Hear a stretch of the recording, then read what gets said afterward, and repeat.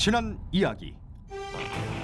이집트와 요르단을 차례로 격파하며 또 한 번 아랍 세계에 좌절을 안겨준 이스라엘. 이제 남은 건 시리아.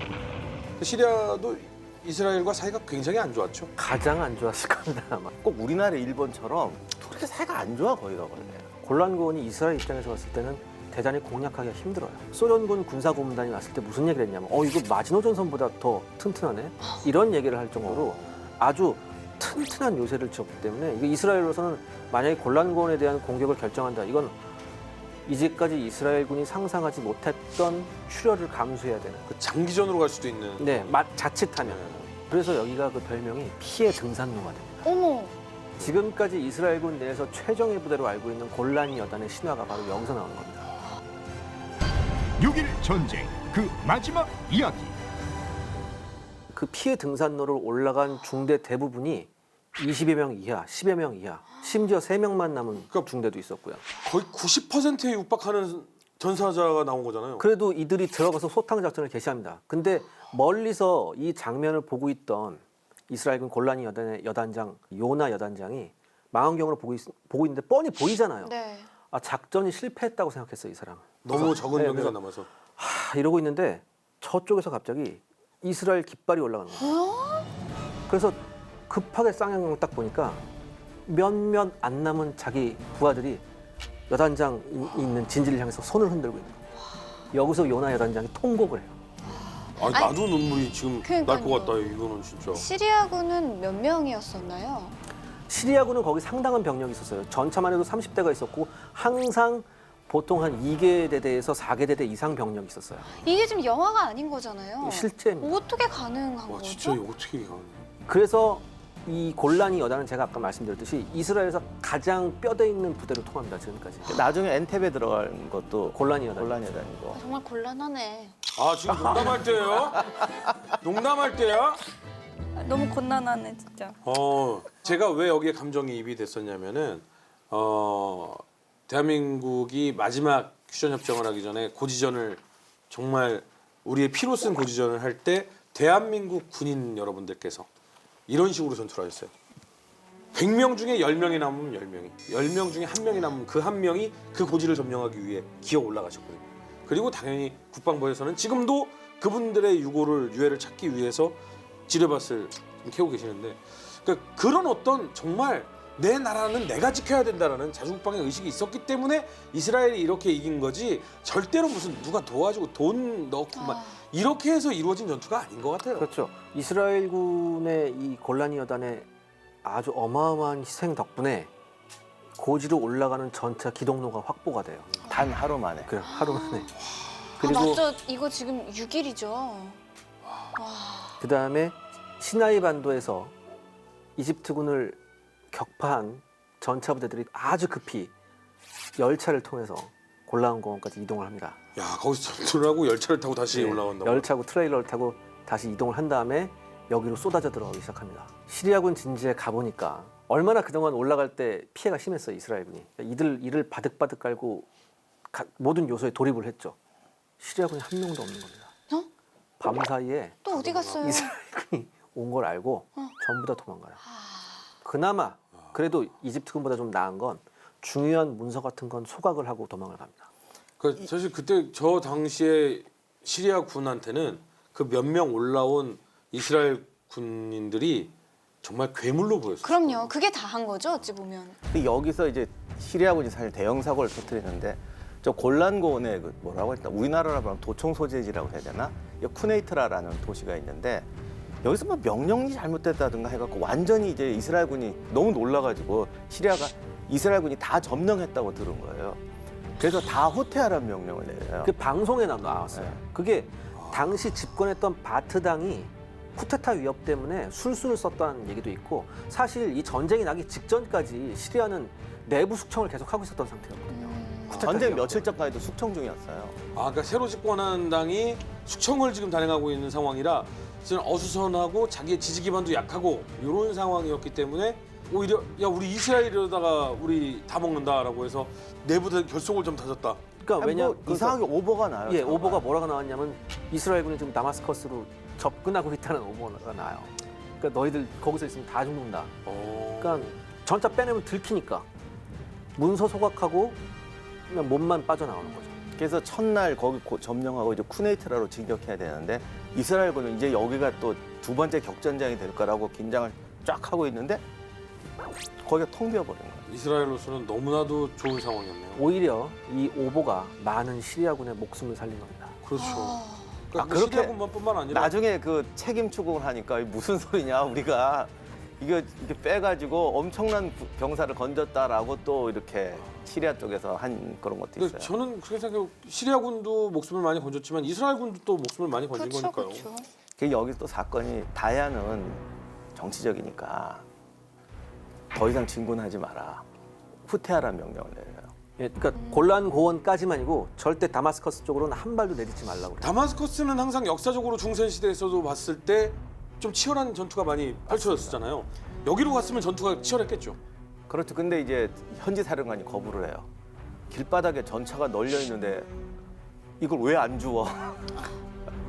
그래서 쿠네이트라로 입성을 해버려요. 그리고 결국 2, 3일 만에 결국 골란고원 전체가 이스라엘 때 돼버려요. 그리고 이제 이스라엘의 일부 부대는 교수님 말씀대로 다마스커스를 가려고 막 가려고 시동 걸고 하고 있어요. 그거 있잖아요. 그 자동차 있으면 안 되는 말인데 이 후라고 이제 네. 이게 막 왕왕 하고 있는. 하고 있는데 그때 결정적인 소련의 경고가 이스라엘에 들어옵니다. 단 한 발짝이라도 움직이지 다마스커스로 가지 마. 만약에 접근을 한다면 소련군이 가만히 안 있을 거다. 아. 그래서 약간 국경을 침범하려고 했던 이스라엘 군대가 이제 골란고원 위쪽으로 완전히 철수하고 하자 다마스커스에 있던 그 시리아 정부에서 이제 성명이 터져나오기 시작합니다. 우리의 막강한 시리아군의 그 진용을 보고서 이스라엘군이 감히 다마스커스로 한 발자국도 접근하지 못했다. 이런 성명을 내야 돼요. 이거 정부 입장에서는 이런 성명을 내야 돼요. 그래야지 이제 이 사람들에 대한 넘어온 사람들에 대한 또 뭔가 명분이 그렇죠. 왜냐하면 있으니까. 쿠데타의 위험이 있었기 때문에 이런 얘기를 합니다. 그래서 일단은 이 시리아를 마지막으로 해서 이제 3차 중동전의 모든 전투가 다 끝나게 됩니다. 아니 근데 한 가지 지금 걱정이 되는 게 네. 시리아가 그 난민이 발생할 우려 때문에 다이안 장군이 들어갈지 말지를 굉장히 고민을 했다라고 했는데 지금 이미 시리아 공원 전체를 다 먹었기 때문에 엄청난 인구의 사람들이 난민이 되거나 도망가거나 했을 거란 말이죠. 그리고 포로들도 많이 있었을 거란 말이죠. 그러니까 골란고원을 이게 먹었잖아요. 네. 근데 이스라엘은 늘 얘기했지만 골란고원을 이 자기네 어떤 요새지도로 확립한다는 계획을 이미 다 세워놨기 때문에 그러니까 들어가냐 마냐 고민하는 건 일단 둘째고 먹은 다음에 어떻게 한다는 건 아마 계획이 다 세워져 있었을 거야. 또 먹는 순간 소개 작전, 이걸 좋게 말하면 소개 작전. 요즘 표현으로 하면 인종 청소가 시작이 되죠. 아 그 예전에 이스라엘이 했던 다다당 해서 다 도망가게. 그렇죠. 그러니까 인종 청소가 두 가지 뜻이 있는데 그야말로 죽여서 없애는 게 있고 쫓아내는 게 있어요. 근데 이제 쫓아내는 걸 하죠. 또 사실은 이스라엘 사람들도 가서 거기서 잔혹행위를 하면 그걸 그때는 병사들이 하지요. 돌아와서는 이거 아닌 것 같은데 그래서 이 사람들이 또 이제 요즘 말로 반정부 반 이스라엘 사람도 되고 막 그래요. 그러니까 항상 가혹행위라는 건 나중에 보면 자기한테도 이게 돌아온다고. 그래서 굉장히 이상한 명령을 내려요. 시간 없다. 총을 들고 있는 애는 무조건 적이다. 쏴라.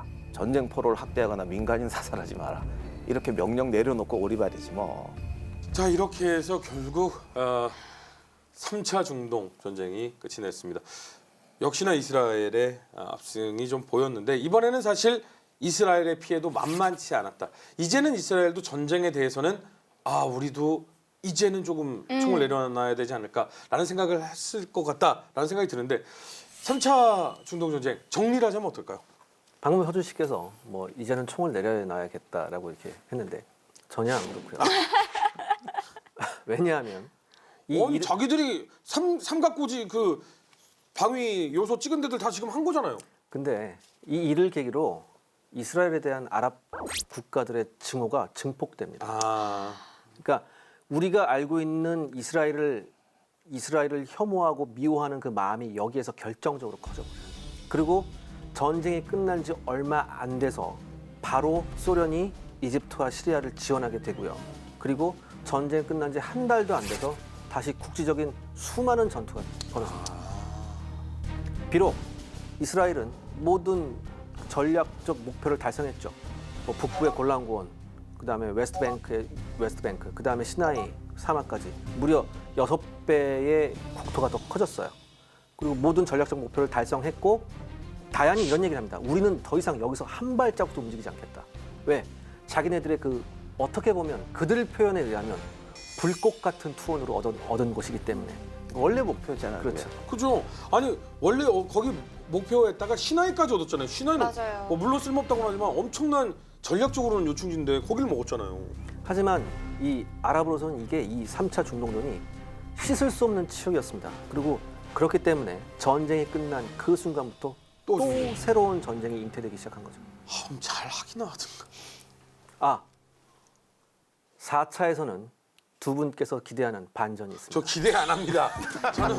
저희 무슨 전쟁을 기대합니까? 그게 아니라 뭐냐면 전쟁이라는 거 안 나야 가장 좋은 건데 안 나는 가장 좋은 방법은 나의 힘을 대등하게 키우면 된다는 게 있는데 이스라엘은 모든 정보를 다 알고 있는데 대등하지 않다라는 결론이 났기 때문에 전쟁을 시작한 거잖아요. 근데 반대편 상대 국가들은 중동 아랍 국가들은 그 정보가 없었기 때문에 이제 전쟁을 한 건데 4차 전쟁 때 또 끔찍한 전쟁이 있다라는 게 사실 저는 너무 마음에 안 좋아요. 근데 왜냐하면 이제야 비로소 아랍이 교훈을 얻어요. 이스라엘을 배우자. 지난 20년간 못 얻은 교훈을 이제 좀 배우자. 이게 나요. 정말로. 근데 여기서 이제 중요한 게 이집트예요. 네. 나세르가 대실패를 했잖아요. 네, 어떻게 됐을 것 같으세요? 물러나야죠. 이렇게 큰 어마어마한 패배를 당했는데 그렇죠. 나세르가 뒤집어 씌워요. 모든 이집트 사람들한테 우리가 진 게 아니다. 미국, 영국, 프랑스가 도와줬기 때문에 우리가 진 거다. 근데 그 얘기가 먹혀요. 먹히겠죠. 이제 놀랍지도 않습니다. 놀라운 사실은 어렸을 때 제 기억으로는 이스라엘은 미국이 엄청 도와준다. 그래서 저렇게 잘 싸우는 거다라고 들었었어요. 그래서 이렇게 나세르가 한 말해요. 말이 나도 들었어. 이렇게 하는 거야. 우리 봤잖냐. 단 하루 만에 이집트 공군이 다 망했다. 얘가 이스라엘 이걸 어떻게 하니? 이거는 영국, 프랑스, 미국 공군이 다 와서 부셔졌기 때문에 우리가 이렇게 됐지. 상식적으로 우리가 하루 만에 깨진다는 게 말이 되냐? 이렇게 말하니까 먹혀요. 하긴 상식적이 아니긴 했잖아요. 근데 사실 이런 것들을 좀 받아들일 줄 알아야 하는데요. 아니지 그거를 지금 국방 TV를 보시는 여러분들, 토크멘터리 전쟁사를 보고 계신 여러분들은 이렇게 정확한 정보를 듣고 있는 건데 정보를 거짓으로 주면 듣는 사람이 그걸 어떻게 골라내요? 아, 근데 이게 소련이 도와준 것도 있어요. 전쟁이 끝난 그 다음 날부터 카이로항에 소련제 무기들이 쏟아져 들어오기 시작합니다. 그러니까 이 나세르는 이걸 이용해요. 거 봐라. 우리의 맹방이 우리를 도와주고 있다. 군부에서 절대적으로 나세르를 지지합니다. 그러니까 자기보다 약한 나라한테 졌다 그러면 지도자가 책임총을 당하는데 네. 세계 초강대국하고 용감하게 싸워서 졌다 하니까 더 비장해지는 거예요. 사실은 나세르 사임할 줄 알고 우리나라 신문에도 보도가 됐어요. 아, 이렇게 형편없이 졌다. 이제 나세르 사임했다. 기자 신문에 나왔거든요. 그 다음 날 딱 나오는 거지. 아랍 동맹이 나세르 사임을 반대하는 물러나지 말라는 데모를 시작했다. 근데 저는 오히려 오늘 이 이야기를 토대로 앞으로 사실 지금까지도 지금 우리가 방송을 하고 있는 지금 이 순간까지도 계속해서 이 중동 쪽에 관심이 더 집중이 되는 게 아닌가 이런 생각이 드는데요. 이번 6.1 전쟁을 통해서 우리가 좀 짚어봐야 할 의미를 한 문장으로 좀 마지막으로 한번 정리를 해보도록 할까요? 저는 이걸 현대전의 기적이라고 보고 싶거든요. 그러니까 현대적인 기적 플러스 어떤 승리에 대한 불꽃 같은 의지였다. 근데 이렇게 말하면 이거 완전 이스라엘 입장에서 보는 거 아니냐라고 하지만 현실이 그렇습니다. 그리고 또 하나, 전쟁의 영원한 승자는 없다는 걸 아마 시청자 여러분들께서는 다음 시간에 확인하실 수 있을 겁니다. 중동전을 한마디로 정리하라는 건 너무한 거 아니에요? 늪이다. 6.1 전쟁을. 여기 정말 늪이에요. 그리고 군사적으로 교훈은 기자님이 다 얘기하셨고, 다만 제가 추구하고 싶은 거는 우리는 늘 문제를 좁혀보는 성향이 있는 것 같아요. 복잡하면은 단순하게 정리해 주세요. 근데 중동의 전세는 절대 단순하게 정리할 수가 없고, 우리는 늘 한 국가의 운명은 자기가 뭐 책임지고 자기 주권 하에 움직이는 거 아니냐 그러는데, 이제 20세기 또는 21세기는 한 국가의 운명이 자기들만의 문제가 아니에요. 많은 분들이 옛날에 한국이 이스라엘 편을 들어, 좀 우리가 그런 건 있었죠. 그런 거에 대해서 굉장히 좀 오해하는 분들이 있는데, 과거에 우리가 좀 이스라엘을 좋아했던 건 우리도 당시 힘들고 어떤 전쟁의 위험을 겪었으니까 이스라엘의 군사적 승리에 대해서 많이 매료됐던 거예요. 그 다음에 70여 년에 오일 쇼크 나면서 우리가 딱 났을 때 한국에 기름이 6주분밖에 없었어요. 이 상황이 터지니까 마음은 이스라엘이지만 빨리 끊고 중동이랑 외교하자. 이런 말이 누구나 빗발쳐요. 우리도 그래요. 그러니까 이 국제 정세에서 선악을 배제하자는 건 아니에요. 인간이 어떻게 선악을 배제해? 정의를 추구하는데 그 정의를 추구하는 과정은 참 멀고도 험하고 사람들에게 무수한 선택을 요구한다. 때로는 상식 바뀔 수도 있고. 그래서 그 선택을 좀 더 현명하게 해야 정의에도 한 발 더 가까이 갈 수 있다. 이것을 위해서 이번에 중동전 특집을 마련했는데 넓게 보고 크게 보고 현명하게 선택할 수 있도록 해야 한다. 중동전 내인의 치욕적인 패배를 맛본 아랍 세계. 그러나 이번엔 다르다. 이집트의 대반전으로 혼란에 빠진 이스라엘. 4차 중동전 영키프로 전쟁이 시작된다. 자, 중동전 이집트가 달라졌다라고 했는데 그럴 때마다 저희에게 돌아왔던 거는 똑같은 한숨이었었거든요. 정말 달라집니까 어쩝니까? 이번에는 뭐 아랍 쪽에서 먼저 공격을 한다거나 뭐 기선제압을 한다거나 뭐 이런 게 있습니까? 달라지죠. 이집트가 선제 공격을 합니다. 오. 사실은 이집트와 시리아가 동시에 선제 공격을 하는데 1973년 10월 6일이 이날이 또 하필 그 이스라엘 유대인들의 최고 기념일이죠. 용기프로 속죄일이라고 이날이 또 단식하는 날이에요. 오. 그래서 군인들도 단식하고 있었대요. 그러니까 쉽게 말해서 이스라엘판 라마단이에요. 근데 또 이때가 또 라마단 끝나는 그 무렵이었단 말이에요. 제일 힘들 때네요. 그러니까 이스라엘군도 무슨 생각을 했냐면 쟤네도 라마단 끝나는 날인데 굳이 걔네가 뭐 공격할 이유가 없겠지. 그렇겠죠. 그래서 이집트가 수에즈 운하를, 시리아가 골란고원으로 동시에 치고 나옵니다. 근데 사실 저희가 이 몇 주 동안 들어온 전적이 있기 때문에 네. 그래 봤자겠지. 또 그러고 나서 또 이렇게 우두머리들이 나 잠깐 화장실 다녀올게 이러고 집에 간다든지 이런 일들이 있지 않을까 예상이 되거든요. 이제 좀 달랐습니다. 1970년에 나세르가 일단 심장마비로 사망을 하게 되죠. 그리고 그 이후에 이제 아나르 사다트 대통령이 새로운 이집트 대통령이 되는데 대단히 개혁적인 인물이었고요. 이때부터 이집트군에 대한 그 개혁을 시작합니다. 이 개혁으로 말미암아 이집트군이 완전히 바뀌게 되죠. 특히 장교단들이 매우 책임감 있게 바뀌고요. 단순히 뭐 어디 출신이다 이렇게 해서 하는 게 아니라 대학 졸업장 없이는 장교로 임관되기 힘든 구조를 만들어요. 그렇게 돼서 대단히 책임감 있는 장교들이 강력한 훈련을 시키게 되죠. 능력 위주의 채용이 네. 시작된 거네요. 그리고 많은 이집트군 장교들이 소련 군사학교에 가서 맹훈련을 받고 옵니다. 사실 장교가 중요하거든요. 그동안의 상황을 보면은 어떻게 좀 달라지나요? 첫 공세가 좀 시작이 되나요? 당시 그 이스라엘은 수에즈 운하까지 지난번 6.1 전쟁 때 밀어놨죠. 가가지고 네. 네. 수에즈 운하를 이제 사용 불능으로 만들어요. 폭파하는 게 아니고 거기 연안을 점령하고 있으니까 이 운하가 정지돼 버리는 거예요. 근데 이제 거기를 지키기 위해서 그 당시 참모총장이었던 바레브의 이름은 바레브 라인이라고 수에즈 운하 이쪽 편에 160km 정도의 이게 장벽을 쌓는데 네. 이 장벽이 또 모래산이에요. 웃기는 게 한 30m, 20m로 이렇게 모래를 덮어 쌓는데 이 모래가 포탄 같은 거 맞으면 은근히 이게 흡수해버리거든. 그래서 쫙 쌓고 중간중간에 소대 규모의 이제 요새 진지들을 만들어요. 막상 전쟁이 나면 뒤에 있던 기갑부대가 이제 달려오게 해서 도로 이런 거 쫙 쌓는데 이거 만드는데 당시 돈으로 73년 기준으로 3억 달러를 썼어요. 어마어마한 규모 아닌가요? 그렇죠. 그때 당시에는 우리나라의 월급이 10만 원대였던 시절일 거예요. 지난번에 말했지만 아스완 하이 때 1차년도 공사 비용이 5억 달러. 근데 이게 그냥 보면 사막에서 모래성 쌓은 것 같아가지고 별거 아닌 것처럼 보이는데 네. 그것만 쌓는 게 아니라 이제 도로 닦고 이런 거 다 해야 되기 때문에 엄청난 비용이 들었죠. 근데 이 모래 장벽 이게 장난 아닌 거예요. 왜냐하면 이집트군이 건너가면 모래산을 기어 올라가야 되죠. 그리고 포격을 해도 퍽퍽 묻히고. 그렇죠. 근데 여기서 이집트가 변하는 거지. 아이디어를 낸다고 옛날같이 무식하게 접근하는 게 아니라. 그래서 이거 어떻게 돌파하지 그랬더니 어떤 하급 장교가 기발난 아이디어를 내요. 모래성은 파도가 오면 쓸려 나가잖아요. 그렇죠. 물을 붓자. 근데 물을 어디서 나요? 독일에서 고압 호스를 가져다가 보트에다 설치하는 거예요. 그래서 많은 군사 전문가들이 역사상 이렇게 창의력이 우수한 창의력이 넘치는 이런 전법은 처음 봤다. 창의력도 창의력인데 굉장히 똑똑한데요? 그러니까 이집트가 창의력을 발휘한 거죠. 그것도 만화 같은. 우리 이집트가 달라졌어요. 그렇죠.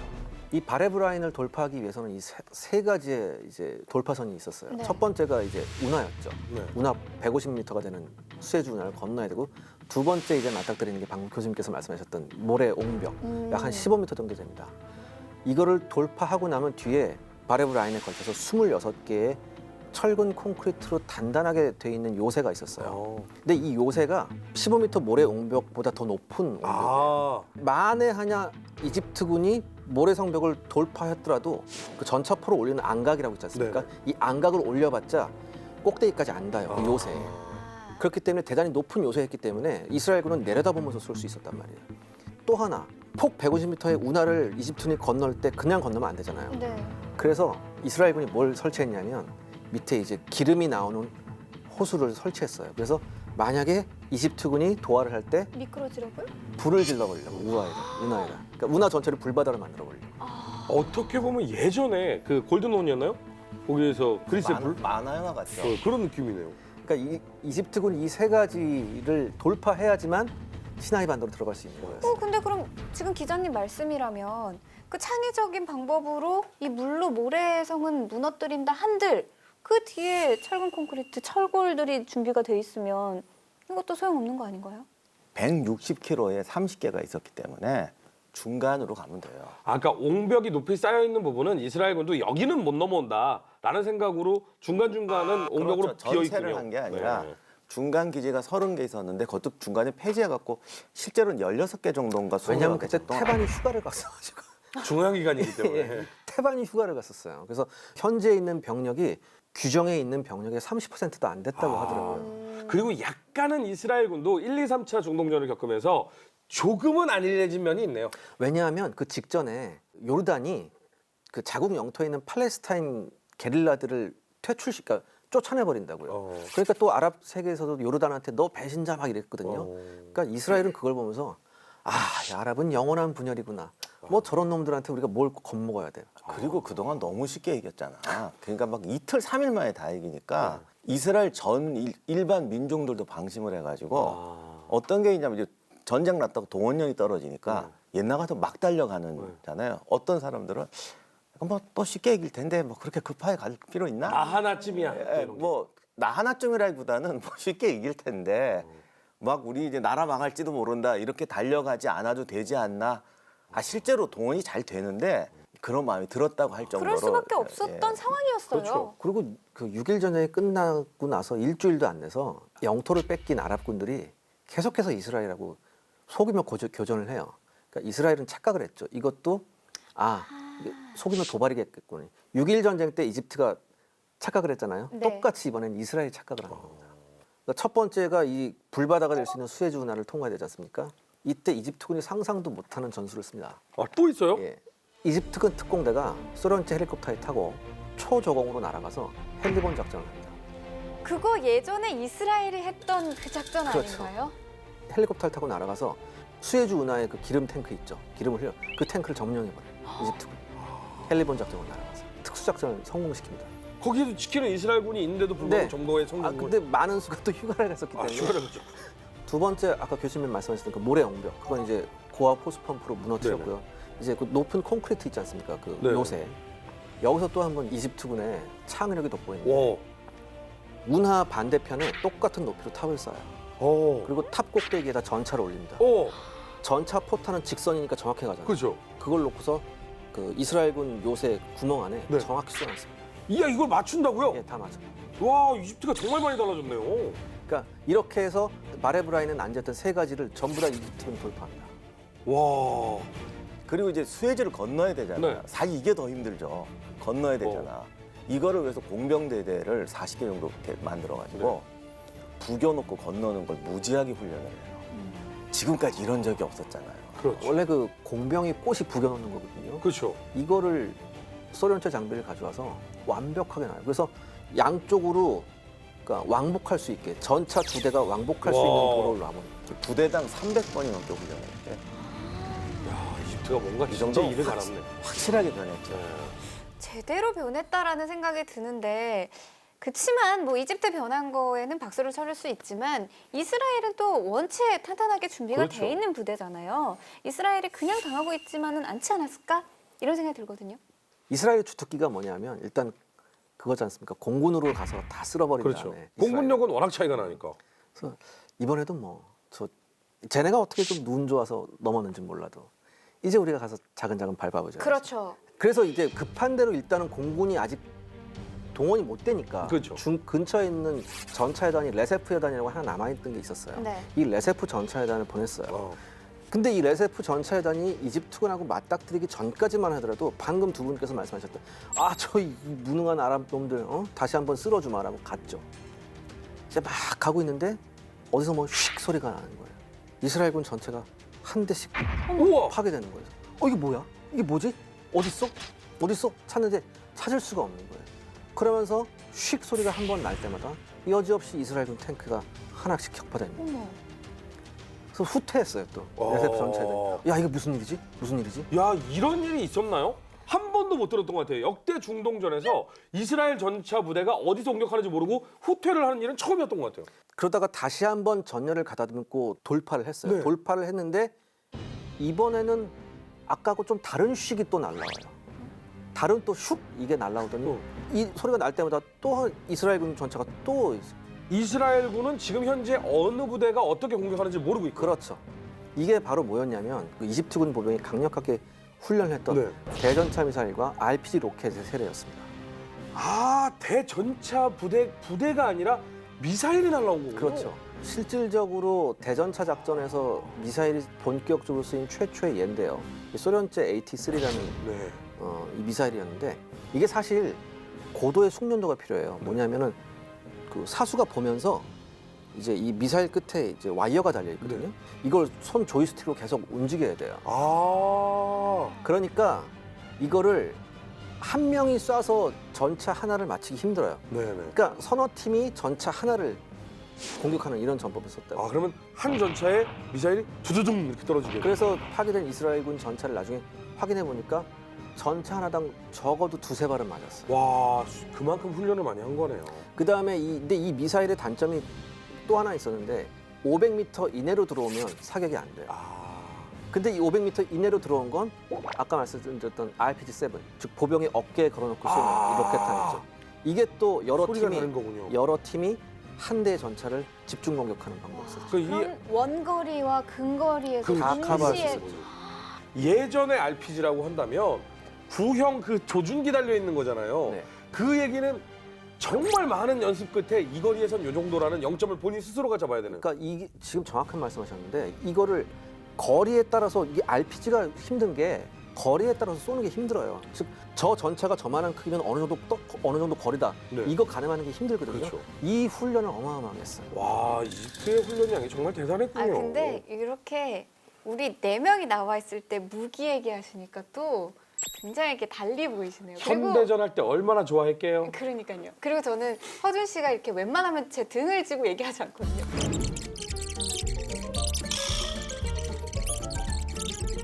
방금 이 무기 얘기하시는 저 되게 소외당하는 느낌이었어요. 남자들의 로망이 좀 있어요. 나는 좋아요. 오늘 난 계속 이것만 할 거야. 정확합니다. 아니, 둘이서 지금 무기 얘기만 막 엄청 슉슉 뭐 이러면서 드디어 네. 1년 반 이상, 한 2년 만에 이세왕 기자님이 주인공이 되는 토크의 달인 전쟁을 시작해드리겠습니다. 이야, 물론 그거는 방송으로 확인해야 하는 게 또 통편집이 될 수 있기 때문에 끝까지 끈을 놓치는 마시고요. 네, 멋있네요. 진짜. 지금 신형 무기를 생각하시면 절대 안 되는 게 진짜 일일이 손으로 조작해서 떨어뜨리는 미사일, 그리고 진짜로 사람이 가늠쇠를 보고선 쏘는 RPG로 이스라엘의 그 전격전이 강력한 빠른 이스라엘의 전차 부대를 잡았다는 거잖아요. 특히 이스라엘군 이 레세프 여단이 여기서 전차의 절반이 녹아 없어집니다. 와. 그것도 30분 만에. 와. 30분 만에 레세프 여단의 절반이 없어지면서 레세프 여단이 후퇴를 해요. 이때 특히 그 이스라엘군의 M48 전차의 피해가 컸어요. 이 M48 전차의 특징 중에 하나가 뭐냐면 그 그 포탑을 돌릴 때 네. 이게 유압 장치예요. 근데 유압 장치로 돌리거든요. 네. 근데 대전차 미사일이나 로켓탄이 뚫고 들어가면서 이 유압 장치에 기름에 불이 붙었어요. 그럼 인명 피해도 크겠네. 그러면서 팡 하면서 그냥 전차가 확 박살나면 그나마 좀 고통 없이 죽겠는데 들어가면서 이 안에서 화재가 나는 거예요. 그러니까 많은 이스라엘군 통신병들이 들으면서 자국군 전차병들이 불 속에서 처절한 비명 지르는 걸 다 들어요. 그래서 이때 이스라엘군 M48 전차의 별명이 G4가 됩니다. G4 라이터. G4가 됩니다. 근데 사실 이집트의 당연히 훈련의 결과라고 할 수 있겠지만 이스라엘 입장에서는 아까도 잠깐 얘기가 나왔지만 조금은 마음의 변화가 있어서 그렇지 않나라는 생각도 좀 들어요. 이게 이제 몇 가지 설이 있는데 지금까지 이스라엘은 늘 공세적이었잖아요. 우리가 영토가 없으니까 네. 선제 공격으로 나간다.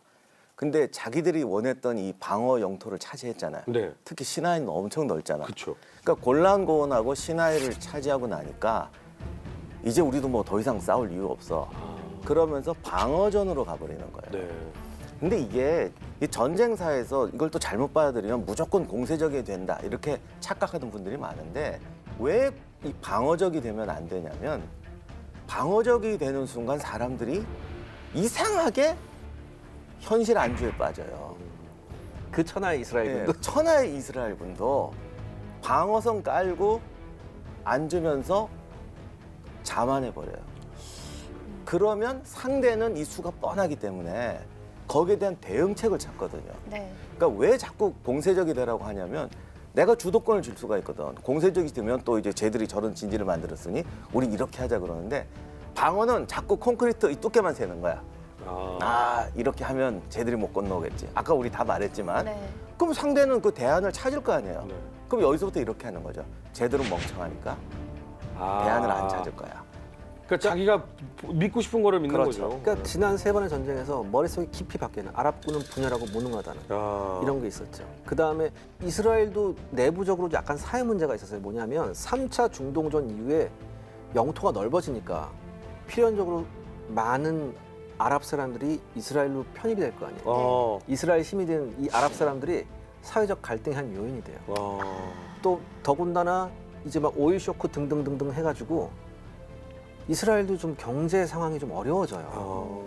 미국이 매년 뭐 군사 원조를 많이 한다 하더라도 경제 상황이 어려워진단 말이에요. 또한 결정적인 게 이젠 더 이상 이스라엘이 선제 공격을 할 명분이 없어요. 아하. 다 뺏어버렸잖아요. 그렇죠. 그러니까 오히려 전쟁의 명분은 아랍 쪽에 있었다고요. 이게 음모론이 하나 있는데 네. 당시 미국도 이제 국제 여론을 보면 방금 기자님 말씀하신 것처럼 더 이상 공격할 명분이 없잖아요. 그렇죠. 그 안에서 이제 팔레스타인인들만 괴롭히고 있으니까 국제 여론이 안 좋다고. 그러니까 미국이 세게 압력을 넣어요. 이제부터 너희들 치고 나가면 나 절대 안 도와준다. 너희가 죽을 것 같으면 도와주겠지만 너희들이 선제 공격하면 안 도와주겠다고 그래요. 그래서 이건 음모론 중에 하나인데 지난번에 3차 때 나세르가 우리가 먼저 한번 얻어맞자. 얼마나 손실 보겠니? 한 20%. 그 정도는 커버할 수 있어. 똑같은 걸 이스라엘이 했다는 거야. 근데 이번에는 워낙 아랍 우습게 보고 있었잖아요. 까짓 거 맞으면. 그래서 일부러 스웨즈 그 방벽에 병력을 더 뺐다는 말도 있어요. 어차피 그거 건너오면 뒤에 시나이 반도에 있는 우리 주력 애들이 가서 쓸면 깨끗하게 쓸 수 있어. 게다가 그 입구가 털린다고 해서 이스라엘 본토하고는 굉장히 먼 거리고. 그렇죠. 그러자고 먹은 건데. 그러니까 이때 당시가 되면 이스라엘군 장비들은 거의 미제일색이 돼요. 왜냐하면 오일 쇼크나 이런 거 이후에 아랍이 유럽에 압력을 넣어요. 너네 이스라엘한테 무기 팔면 기름 너네한테 안 준다 이런 식으로. 그러니까 그 프랑스 무기 팔아먹기 좋았던 그 프랑스가 모든 걸 다 포기해버려요. 근데 뭐 사실 그동안에 이스라엘 보면 꼭 무기가 좋다고 해서 이기거나 이런 것도 아니었단 말이에요. 아 여기 근데 이집트가 또 잘하는 게 하나 있어요. 정말로 이집트가 변했다니까. 네. 전쟁을 할 땐 상대방의 약점을 쳐야 되거든. 그쵸. 네. 진짜 그런 거 없이 했잖아 지금까지. 네. 우리는 무대포. 파라오의 군대 이런 거 그냥 갔는데 이스라엘의 약점을 찾은 거야. 어떤 게 있었나요? 모든 약점의 치명적인 약점은 구조적인 약점이거든요. 우리가 이스라엘의 최고의 그 자랑이 동원 체제라고 그랬잖아요. 네. 이 동원 체제가 사실 약점이에요. 왜 이런 엄청난 동원 체제를 유지하냐면 주변 나라에 비해서 병력이 적기 때문에 삼면에다가 그 엄청난 군대를 깔아놓을 수가 없어요. 그렇죠. 이집트군이 동원시켜서 데리고 있는 상비군이 35만인데 이스라엘군이 최고로 동원했을 때 가용한 병력이 35만이에요. 네. 그럼 이스라엘이 35만 명을 전선에 박아놓으면 이스라엘 경제가 마비가 돼요. 그렇죠. 모든 청년이 다 군대가 있어야 되니까. 최소로 배치할 수 있는 병력이 7만인데 이것도 과부하예요. 그러니까 일선에다가 충분한 병력을 깔아놓는 게 아니라 수에즈세처럼 초섬만 몇 개 만들어 놓고 적이 치면 끌어들인 다음에 후방에 있는 부대로 쓸고 동원해서 2차로 쓸자. 그러니까 1차에 있는 세 단계의 방어선은 어떻게 보면 이스라엘로서는 시간 끌기용 방어선이군요. 맞습니다. 그 요새가 시간 끌기용이었어요. 근데 그 시간을 끌려고 했는데 못 끌고 뚫렸군요. 아, 그게 또 이집트의 작전이었지. 앞에만 수에즈만 10만 명을 갖다 놓고 네. 맨날 기동훈련한다고 갖다 들이대는 거예요. 네. 그럼 이스라엘군은 동원을 해야 돼요. 네. 이게 또 그런 거예요. 상비군이 있으면 상비군한테 비상 거는 거는 뭐 별로 군인의 아니죠. 일과인데 이스라엘은 동원을 해야 된다고. 그렇죠. 그러면 이집트군이 탱크가 한 번 와서 수에즈에서 이렇게 기동훈련하면 산업체 중단하고 동원해야 되는 그렇죠. 거예요. 이걸 한 달에 한 번 한다 이거죠. 이 느낌이 오네. 왜냐면 이런 거잖아요. 우리가 지금 이제 우리 많은 국군 장병 여러분들이 갔다 오신 분들은 다들 아시겠지만 이 비상이 걸릴 때가 있잖아요. 그러면 어떻게 되냐면 좀 짜증납니다. 일반 시민들은 어떠냐면은 아이고 힘들겠다 우리 군인들 이렇게 웃으면서 얘기합니다. 그런데 예비군을 예를 들어서 동원을 한다고 생각해 보세요. 난리 납니다. 예 선생님, 예 예비군 중에 해가지고요. 선배님 거기 가시면 안 됩니다. 난리가 나요. 그렇죠. 그러니까 경제 사회가 마비가 되는 거예요. 그러니까 이집트군이 아주 재미 붙여갖고 매일 갔다 거기다 자기들은 상비군 10만이니까 붕붕붕붕 하면 결국 이스라엘이 포기를 해버리는 거야. 에이 쳐들어오면 그때 싸우자. 이게 양치기 소년 법칙 아닌가요? 이게 그러네. 더군다나 이집트 쪽에서만 이러면 되는데 시리아 쪽에서도 같이 이런단 말이에요. 그막 이렇게 처음엔 죽겠는데 나중에 가면 이게 만성이 되면 그렇죠. 또 그러나? 근데 이스라엘은 바로 이런 걸 예상해서 우리가 시나이 먹은 거야. 그 욕을 먹으면서 골란고원 먹고. 그러니까 이건 사실 참 선악을 가리기 힘들어요. 근데 선악은 없습니다. 이스라엘 입장에서는 생존하기 위해서는 골란고원하고 시나이를 왜 먹어야 되냐면 만약에 그거 없다고 생각해 보세요. 그럼 1년 내내 동원하다가 나라 망해요. 그렇죠. 그래서 골란고원과 시나이 반도를 요새화하고 쳐라. 그 다음에 탱크와 비행기로 뭉갠다. 이런 식으로 갔던 거죠.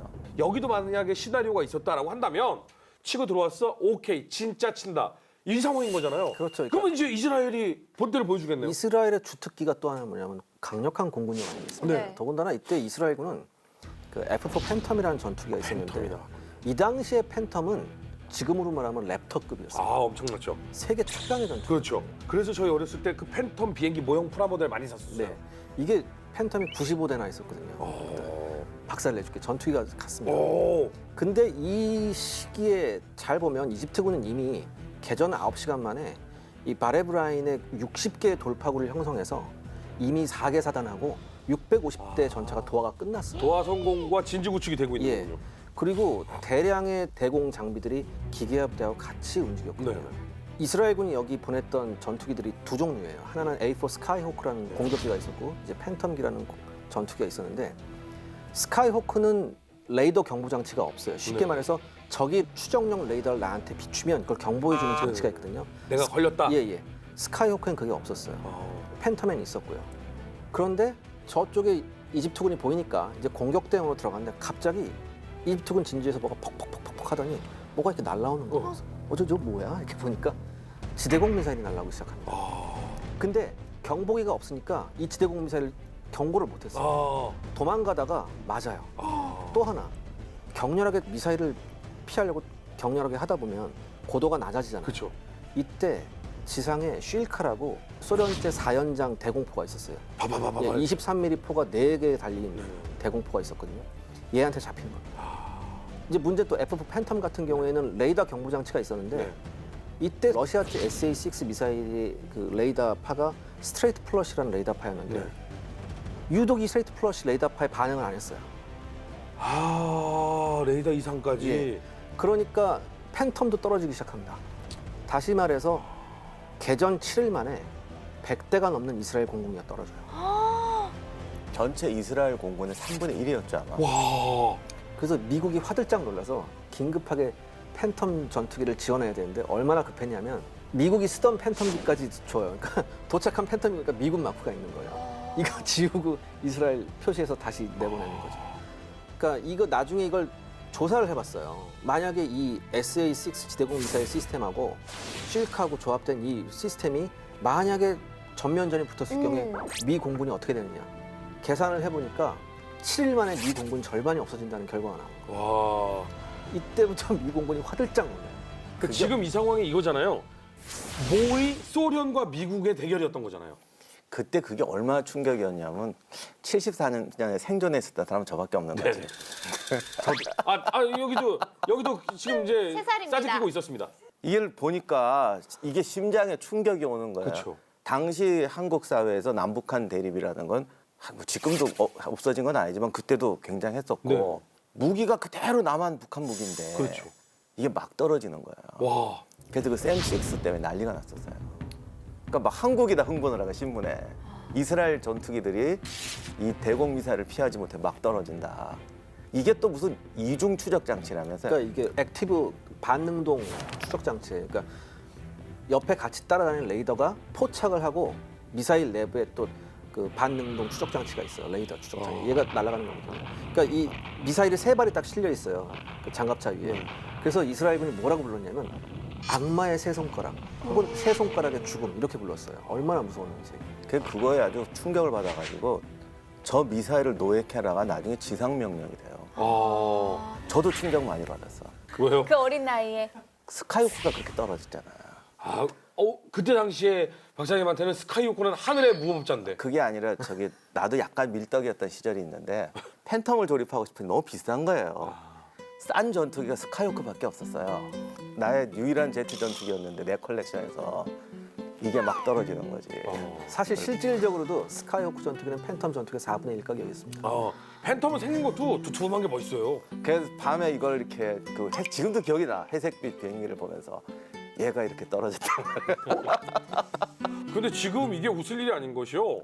이스라엘이 여지껏 승리할 수 있었던 첫 번째 요인은 공군력이에요. 맞아요. 근데 지금 공군력이 동원되자마자 지금 지대공 공격에 의해서 어마어마하게 떨어졌단 말이죠. 그러니까 전 세계에서 미제 무기 쓰는 나라는 다 쇼크였을 거야. 그러니까 이게 얼마나 쇼크였냐면 이 교훈 때문에 1970년대 중후반 이후로 미국이 스텔스 전투기를 개발하는 결정적인 원인 중에 하나가 레이더를 피해라. 아니 그러면 이 상태대로라면 사실은 시나이 반도는 쭉 밀려야 정상 아닌가요? 지금 보면은 전차 부대 밀렸죠, 공군 부대 가서 떨어졌죠, 시나이 반도 쫙 밀려야 정상 아닙니까 이거? 여기서 이집트는 완벽하게 성공을 한 거죠. 이집트가 똑똑했던 게 뭐냐면 이스라엘하고 이집트군의 결정적인 차이가 뭐냐면 소위 창의력, 응용력인데 이거는 하루아침에 안 되거든요. 기계를 조작한다거나 어떤 시킨 일을 하는 거는 훈련으로 되는데 창의적이고 융통성 있는 어떤 대응을 하려면 이거는 사회 분위기나 교육에서부터 달라야 되거든. 누누이 말했지만 아랍이 이게 안 됐잖아요. 그래서 이쪽이 생각하기를 광활하게 싸우지 말자. 그리고 뭐 이스라엘을 몰아내고 이런 거 하지 말자. 수에즈 운하만 찾으면 된다. 이게 왜 컸냐면 수에즈 운하를 이스라엘이 점거해가지고 이게 통행이 안 되니까 이집트 1년 수입의 5분의 1인가 3분의 1이 사라져요. 그래서 수에즈 운하까지 딱 먹자. 그럼 다 했잖아요. 그리고 이제 이스라엘하고 협상하면 되는 거야. 정말 이스라엘에서 배운 그대로 써먹는 거야. 그리고 이집트가 이때 걱정한 게 하나 있었어요. 이스라엘을 너무 몰아쳐서 말살시킨다면 이스라엘이 최후의 수단을 쓸 수 있다라는 걸 걱정을 한 거죠. 최후의 수단. 핵. 이때 이스라엘은 핵을 보유하고 있었나요? 지금도 이스라엘은 핵의 보유를 긍정도 부정도 안 하는데 물론 공식적으로 확인된 게 아니죠. 근데 이집트가 생각하기에는 저거 있을 수 있다. 이게 여러 설 중에 하나인데 매우 유력한 설 중에 하나는 뭐냐면 교수님이 좋아하시는 스카이호크에 뭐 하나 달아가지고 시나이 반도로 날아가다가 얘가 격추됐어요. 이거 가지고 이제 테크노 스릴러도 나왔었고 소설도 나왔었고 하는데 이게 대단히 유력해요. 그래서 그거를 극적으로 이스라엘군이 회수를 하거든요. 근데 이제 소설은 그거를 회수 못하는 사정을 가지고 소설을 그러면 썼고. 그 스카이호크가 떨어졌던 것은 사실이고 그리고 거기에 달려있던 미사일이 분명히 다른 미사일이었다. 폭탄이 우리가 생각하는 그 폭탄이었을 수 있다라는. 그래서 사실은 이집트도 이스라엘이 핵무기를 가지고 있다고 믿었어요. 그래서 네. 이스라엘을 압박을 너무 하면 안 된다. 그리고 이스라엘 본토까지 들어가면 또 미국의 지원이 들어온다. 그렇죠. 그러니 수에즈만 딱 먹고 협상 걸자. 와, 그 정말 이제 이집트가 교활해지는 전략적이 되는 이스라엘의 그 모습을 답습하면서 지금 앞쪽으로 쭉 밀고 여기서 협상 걸자라고 했는데 이 상황, 이스라엘에서는 그 상황을 정확하게 캐치를 하고 있을 리가 없잖아요. 이스라엘은 야 이거 밀어내야 돼. 이게 정상 아닙니까? 이스라엘이 이제 물론 병력이 부족하지만 이제 반격을 시작합니다. 네. 이스라엘이 시나이에서 반격을 안 할 수가 없죠. 근데 병력이 부족했기 때문에 현지 사수를 못 하고 일단은 어쩔 수 없이 2개 기갑 여단을 이제 북부로 보내서 여기서 이제 빈틈을 한번 노려봐요. 그러니까 2개 기갑 여단이 이제 나트계 여단하고 이제 갑이라는 전차 여단 2개 여단이 동원이 되는데 이제 이 첫 번째 이 나트계 여단이 그 시나이 반도 북부에서 이집트군의 제18 보병사단을 만납니다. 18 보병사단을 격파해요. 격파하고 뚫립니다, 이게. 그래서 거의 수에즈까지 다시 진출을 해요, 나트계 여단이. 그리고 나트계 여단 남쪽에서 진격하고 있던 가비 여단도 진격을 하다가 앞에가 뻥 뚫린 것 같았었거든요. 네. 가다가 다시 한번 이집트군 대전차 화망에 걸려요. 그래서 미사일하고 RPG-7의 세례를 받고 여기서 또 여단의 절반이 녹아 없어집니다. 그런데 여기서 또 정말 중요한 사건이 일어납니다. 이 가비 여단이 후퇴를 하면서 북부에 있던 나트계 여단한테 구원을 요청해요. 우리 좀 도와달라고. 그러니까 가뜩이나 이집트군 보병사단, 그 18보병사단을 격파했던 나트계 여단은 사기가 올라갔지 않습니까? 그래서 오케이, 알았어, 기다려. 우리가 간다. 바로 이동을 해요. 근데 나트계 여단이 이동하는 그 길목에 이집트군 격파된 줄 알았던 이집트군 제18보병사단이 정교한 화망을 구성해 놓습니다. 나트계 여단이 걸려들었을 때 집중 포격을 합니다. 그러니까 이거 구원 요청을 했다, 간다라는 걸 이미 파악하고 있었네요. 격파된 게 아니라 일부러 격파된 척하면서 기만 작전을 쓴 거예요? 낚시를 한 거예요. 우와. 여기서 나트계 여단이 단 10분 만에 모든 차량이 전부 격파되고 여단장 차량 하나를 포함한 8대의 차량만이 탈출에 성공해요. 전면이네요. 네, 거의 전멸합니다. 거기다가 이스라엘은 현대전이라는 게 소모전이잖아요. 대규모로 붙으니까 3일 만에 포탄이고 장비가 다 박살나요. 그래서 과거에 시나이 6.1 전쟁 때 이스라엘이 3일 만에 이겼잖아요. 이집트군이 3일 만에 사실상 시나이에 있는 이스라엘군 전력을 초토화시켜버려요. 완벽한 복수를 했지.